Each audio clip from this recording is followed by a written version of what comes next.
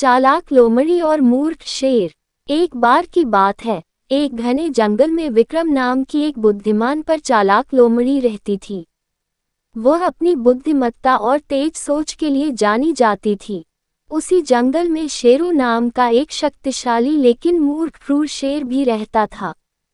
एक गर्मी भरे दिन, भूख और प्यास से त्रस्त शेरू एक पेड़ के नीचे बेहाल पड़ा हुआ था। उसने कई दिनों से खाना नहीं खाया था और अब तो घंटे के हिसाब से कमजोर होता जा रहा था। तभी लोमड़ी, विक्रम, शेर के पास आ गई। विक्रम जानता थी कि उसे समझदारी से काम लेना है।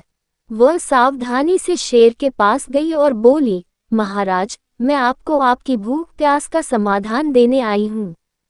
मैं पास के ही एक सुंदर कुएं के बारे में जानती हूँ जो सबसे स्वादिष्ट पानी से भरा हुआ है।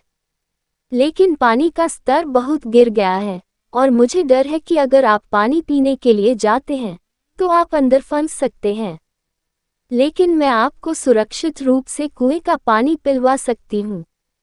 अपनी भूख और प्यास से परेशान मूर्ख शेर ने 2 बार नहीं सोचा और लोमड़ी के प्रस्ताव पर सहमत हो गया।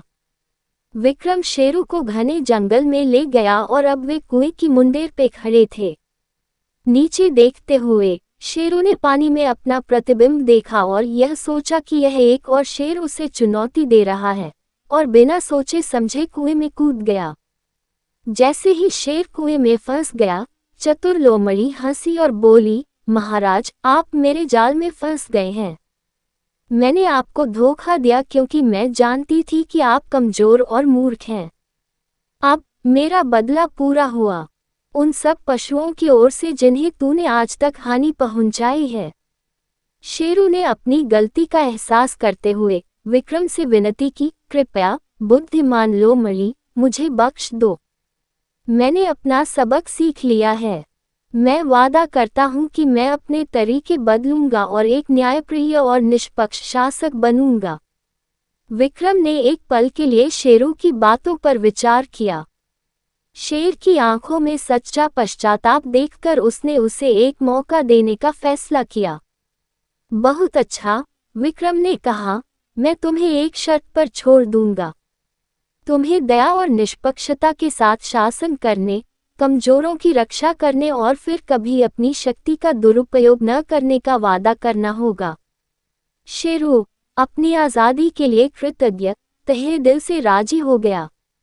वह कुएं से निकला, एक विनम्र और रूपांतरित शेर की तरह।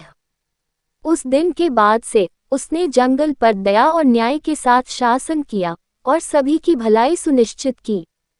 जंगल के जानवर शेरों में हुए बदलाव को देखकर बहुत खुश हुए। वे अब डर में नहीं रहते थे और अपने परोपकारी शासक से सांत्वना पाते थे। शेरू बुद्धिमान और न्यायप्रिय शेर के रूप में जाना जाने लगा और विक्रम, लोमड़ी, उसका विश्वसनीय सलाहकार बन गया।